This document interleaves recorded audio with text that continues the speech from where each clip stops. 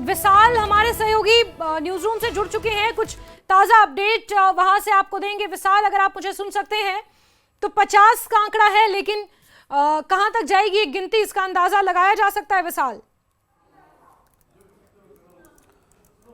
Jasmine, देखिए जो भी यहाँ पर जो तस्वीरें हम दिखा पा रहे हैं अपने दर्शकों को, सबसे बड़ा सवाल यही है कि ऐसा नहीं है कि उत्तराखंड में पहली बार या पहले किसी वर्ष में ऐसा हो रहा है। सबसे बड़ा सवाल यहाँ पर यह है कि प्रशासनिक तैयारी कैसी थी। जो जानकारी आपने पहले दे दी है वो सबको पता है कि जो धराली गांव है, जो बाजार भी कहलाता है धराली बाजार, ये उत्तरकाशी जिले का तराई इलाका है जो पहाड़ों के नीचे वाले हिस्से में बसता है। और वहाँ पर बड़ी संख्या में लोग बाजार में इस वक्त मौजूद भी रहते हैं। वहाँ पर ये सब कुछ हुआ है जब पहाड़ जो है वो भरभरा कर नीचे गिर आया, चूंकि 2 दिनों से बारिश हो रही थी लगातार, और बारिश के नतीजे में ये कहा भी जाता है कि उत्तराखंड के जो उत्तरकाशी के जो पहाड़ है वो कच्चे पहाड़ है।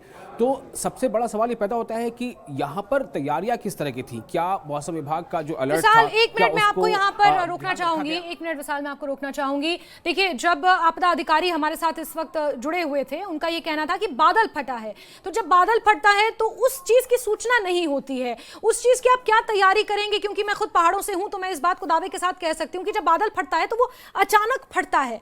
जब नदी नाले का सैलाब आता है तो सूचित किया जाता है, लेकिन अगर कहीं ऊपर पहाड़ी पर बादल फटा है तो वो सीधे भयंकर तबाही लेकर ही अपने साथ नीचे आता है। उस चीज की कैसे तैयारी की जाए, ये भी अपने आप में एक बड़ा सवाल है।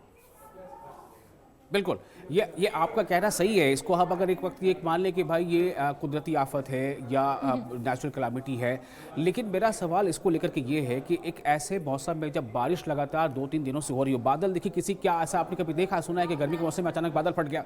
बादल तो ऐसे ही दिनों में फटता है ना, जब बारिशें लगातार हो रही होती है, लगातार बारिश का सिलसिला जारी है, तब उसमें हमको सुनने मिलता है कहीं कहीं पे बादल फट गया। तो वहां पर एक ऐसा जिसको कहते हैं कि बादल फटना जैसा क्लाउड बर्स्ट प्रोन एरिया अगर ये है, तो अगर कोई क्लाउड बर्स्ट प्रोन एरिया है तो उसको लेकर के कुछ स्टेप्स लिए जा सकते हैं, उसको लेकर के क्या तैयारियां की जा सकती है। ये सबसे दुखद इस वक्त ये है कि जो एरिया वो दिख रहा है, बिल्कुल लग ही नहीं रहा कि यहाँ पर कोई बाजार या कोई बस्ती थी। ये बिल्कुल एकदम समतल इलाके में जैसे लगता है तब्दील हो गया है। और जो उसका जो बादल फटने के साथ साथ जो पानी के साथ जो सिल्ट आया है, वो सिल्ट ऐसा लगा जैसे कोई सड़क हो और उसमें सिर्फ कहीं कहीं पर रूफटॉप नजर आ रहे हैं। ये इस वक्त की सबसे बड़ी जो चैलेंज है, जो चुनौती, वो ये है कि एनडीआरएफ की टीम हो या एसडीआरएफ की टीम हो या आरडीपीपी की जो टीमें हैं, वो कैसे जल्द से जल्द वहां रेस्क्यू ऑपरेशन शुरू करें। और ऑपरेशन शुरू हो भी चुका है, लेकिन एक बहुत बड़ी चुनौती है कि जो मलबे के नीचे जो घर दब गए हैं, जो 1 मंजिला या 2 मंजिला या 3 मंजिला भी हुआ करते थे, उन घरों में जो लोग वहां पर मौजूद थे उस वक्त, आपने खुद ही अभी बताया है दर्शकों को। जी ना, बिल्कुल बिल्कुल, आप कुछ कह रही? नहीं विशाल, आप कंटिन्यू कीजिए प्लीज। तो आपने अभी खुद ही बताया कि 50 से 60 लोग, शुरुआती जो जानकारी मिली उसके मुताबिक 50 से 60 लोग लापता बताया जाए। लापता का मतलब यहाँ पर क्या होता है? लापता का सीधा अर्थ यही है कि वहाँ पर या तो वो पानी के बहाव में कहीं बह गए, लेकिन आपने देखा होगा कि पानी का बहाव सिर्फ पानी नहीं था, पानी के साथ मलबा था, सिल्ट था। तो वो सिल्ट, वो मलबा, वो सब जो है उसने पूरी बस्ती को जो है ऊपर से कवर कर दिया है। ये बहुत मतलब हृदय विदारक है। ये अब सोच से परे है कि ऐसा होता है या ऐसा हो गया। अब उसके बाद आप देखें कि जो भी पानी ऊपर से अगर आता है वो गिर रहा है, मान लीजिए पहाड़ ऊपर से टूटा, नीचे तराई में बहा, पानी का तेज बहाव है, उसके साथ वो आखिर जाएगा कहाँ? वो नीचे तराई में आता है, तराई में ही वहाँ पर वो आबादी है, वो बस्ती है, धराली बस्ती, और जिसके साथ बाजार है। अब उसमें चूंकि सिल्ट इतनी ज़्यादा मात्रा में है, उसमें गाढ़ापन इतना ज़्यादा है कि वहाँ से दूर बह जाने का सवाल कम पैदा हो रहा है, बल्कि वहाँ पर जो है वो एक तरह से जम गया।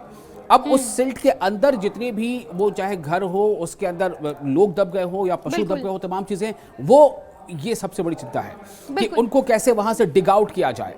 आप ये समझिए कि स्थिति ऐसी, कई बार तो ऐसा होता है कि जब पानी का तेज रेला आता है तो पानी के साथ तो बहते हुए कहीं दूर निकल जाते हैं, कई बार उनके बच्चे की संभावना भी रहती है, लेकिन यहाँ तो ये है कि वो मलबे के अंदर दब गए। ये स्थिति है जैस्मिन। बिल्कुल बिल्कुल विशाल, और जो जानकारियां वहां से हमारे रिपोर्टर्स के मुताबिक मिल पा रही हैं, उनका ये कहना है कि 30 से 40 घर उस मलबे में, उस सिल्ट में, उस सैलाब में दबे हुए हैं। और अगर आइडिया भी लगा लिया जाए, ऑन एन एवरेज अगर एक घर में 3 भी लोग हैं तो 40 को आप 3 से मल्टीप्लाई कर लीजिए, ये तो एक ऑन एन एवरेज आंकड़ा है। और 50 लोगों की अगर अभी तक बात कही जा रही है, जिन लोगों से पूछ पाछ के किसी का भाई नहीं मिल रहा, किसी की मम्मी नहीं मिल रही, किसी के दादाजी नहीं मिल रहे होंगे, ये उन लोगों की जानकारी है कि 50 लोग गायब हैं, 50 लोग लापता हैं। और ऐसे में ऑन एन एवरेज अगर 35 से 40 घर दब गए हैं तो फिर ये अपने आप में बहुत बड़ी त्रासदी है, बहुत बड़ा एक त्राहिमाम वहां पर मचा हुआ है विशाल। बिल्कुल जसमीत, देखिए आपने जो कैलकुलेशन जो आप कर रही हैं, कामना तो यही है, ऊपर वाले से यही कामना है कि इसमें कम से कम कैजुअलिटी हो, लेकिन आप ये ना भूलें कि वो धराली बाजार कहलाता है और बाजार का मतलब ही होता है कि एक कॉमन जो प्लेस होता है वहाँ पर भीड़ इकट्ठा ज़्यादा होती है। किसी गांव या किसी बस्ती से ज़्यादा भीड़ वहाँ होगी जहाँ पर बाजार हो। और ये भी कहा जा रहा है कि बाजार में उसमें काफ़ी लोग थे, तो ये जो कैलकुलेशन है वो आपका उस हिसाब से देखा जाए तो उसकी संख्या काफ़ी बढ़ जाती है। लेकिन मैं बार बार कह रहा हूँ कि हम यही कामना करते हैं और ऊपर वाले से ही मान के चलते हैं कि इसमें संख्या कम होगी, लेकिन स्थितियाँ काफ़ी भयावह हैं। आपका कैलकुलेशन जो है उसके उलट ये काफ़ी बड़ी संख्या हो सकती है और इसीलिए कहा जा रहा है कि जो टीमें अलग अलग वहाँ पर पहुँच चुकी हैं, NDRF national disaster response force या STRF state disaster response force हो या आईटीबीपी की टुकड़ियां हो या उनकी टीमें हो, यहाँ पर अभी बहुत ज़बरदस्त और बहुत सघन वहाँ पर ये मुहिम चलाने की ज़रूरत है कि कैसे रेस्क्यू को चलाया जाए। और चुनौती ये है कि इसमें एक मलबा है जो बड़ी मात्रा में वहाँ पर उस आबादी के ऊपर उस मलबे ने आके वो ढक लिया है उसको, उस मलबे को कैसे डिग आउट करना है, डिग आउट करने पे क्या ऊपर से और मलबा नहीं आ जाएगा उस सरसराहट के साथ, ये एक चुनौती है। तो ये जो हमारे एक्सपर्ट्स हैं वहाँ पर जो ऐसे हालात को देखते समझते हैं उनके लिए भी एक चुनौती है कि वापस सूझबूझ के साथ कैसे ज्यादा से ज्यादा और क्योंकि जैसे कि मैंने पहले भी मैक्सिमम जो लोग अभी जीवित हो सकते हैं उनको निकाला जा सके। बिल्कुल विशाल, आप सही कह रहे हैं कि सबसे जो प्राथमिकता इस वक्त है वो है कि जान को किस तरह से बचाया जा सके। विशाल बहुत शुक्रिया, हालांकि अपडेट्स आप जुटाते रहिए, न्यूज रूम से आपसे जुड़ते रहेंगे। तो आपको बता दें कि इस वक्त सबसे बड़ी जो चुनौती है वो लोगों को बचाने की है, जो मलबे में कहीं दबे हुए हैं और थोड़ी सी भी अगर उम्मीद है कि बच सकें तो उन्हें निकालना एक बहुत बड़ी चुनौती है। इसके अलावा कई और चुनौतियां हैं, आपको बताएंगे उत्तरकाशी में, धराली में, गांव में जो बादल फटा है उसके बाद क्या हालात हैं। लेकिन रुकते हैं बहुत छोटे से ब्रेक के लिए।